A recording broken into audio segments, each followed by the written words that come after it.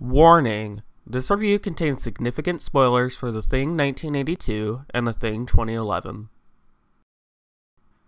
The Thing 2011 is not very good. You read the title, you know what's up.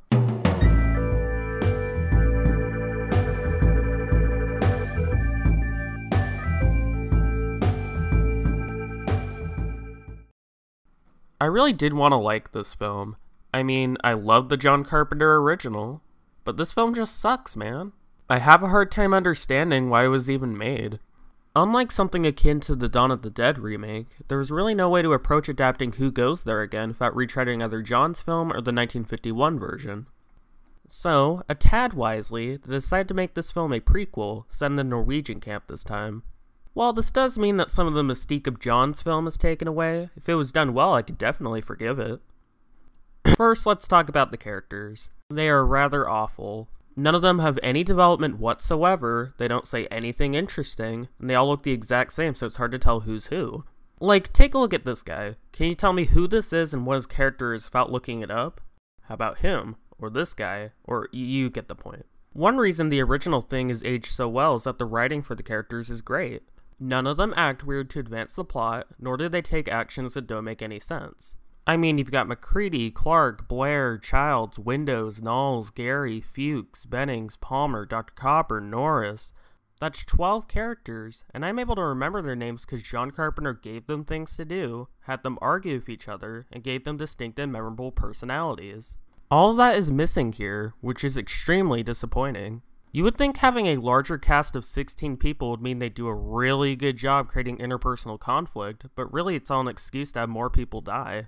Not to mention, the Thing, you know, the main antagonist, acts like a freaking moron. For example, here's a scene where Kate is completely alone with the Thing after failing to convince the group that it still exists and is a real threat. Why they didn't at least give her claims some consideration after both burning a building down and having a helicopter mysteriously crash, I don't know. But anyway, Juliet leads Kate into an empty room in order to get her to lower her guard. Now, if you were the Thing in this situation, how would you go about disposing of Kate? Would you 1. Choke her and start assimilation? 2. Morph into something that can shoot a projectile of some sort that can incapacitate her, which has been shown to do earlier?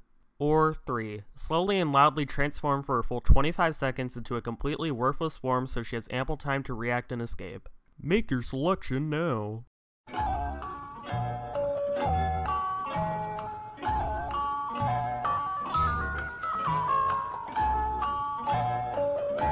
If you pick 3, you're right.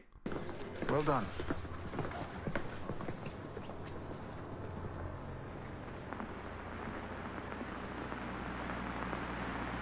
Now, to be fair, I have heard people say that it is acting dumber because it just got out of captivity, so it hasn't developed the clever plans that were shown in the original. While I can see where they're coming from with this, it doesn't excuse how boring of an antagonist he is in this movie. If the antagonist constantly makes dumb mistakes, how am I supposed to fear for the characters?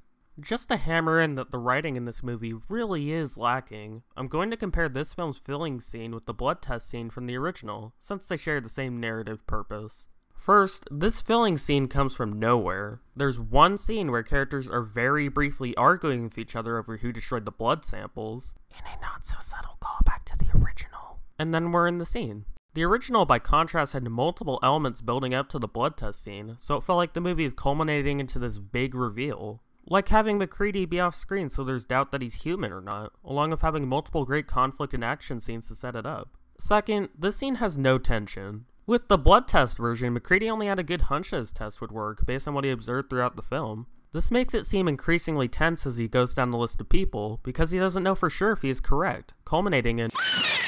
By contrast, the filling scene is boring because we already know Kate is right, and she clears both herself and 3 other people immediately. Yippee! Now, to the filmmakers' credit, they may have been aware of this and were subverting expectations by having the Thing appear a bit later, but if you're going to have the helicopter crew show up later anyway, why even bother with the scene if it's completely pointless in the long run? But honestly, I could probably forgive all that and just treat this film as a guilty pleasure if at least the special effects were good. But they're not. If you didn't know, most creature effects in the film were shot using practical methods, in a homage to the original, with CGI planned to be used when needed. It would be a fusion of the two methods, similar to what The Force Awakens ended up doing. Unfortunately, the studio decided to paint over any and all practical effects. You know, one of the big reasons people love the original? Let's cover that up. This results in ruining the Thing as an antagonist. It looks fake in any scene it's in, which makes it extremely difficult to take seriously. Putting all that aside, are there things that I like about this film? Absolutely. First and foremost, Mary Elizabeth Winstead's performance is fantastic. Her character may be rather dull, but she managed to seem interesting despite that because of how much natural charisma she has. The soundtrack is also very good. It's mostly remixes of Ennio Morricone's score from the original film, but it works well.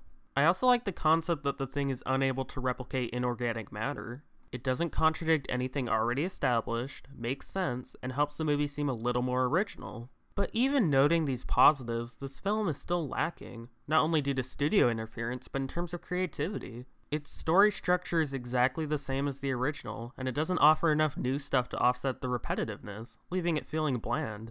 In the words of Rob Bottin, the interesting thing about the Thing, right, and the fact that it was actually done a long time ago, you know, people actually think that the imaging and the special effects and the creature work or whatever hold up to this day, even in the light of the fact that, you know, there are computer graphics and things now. And I think part of the reason for that is that it's, you know, you just can't beat wild imagination, you know. And no matter how you do it, as long as it's executed very well, you know, you just can't pierce through the magic. A 5 out of 10 from me. It's perfectly watchable and has some entertainment value, but there's a lot of better stuff out there.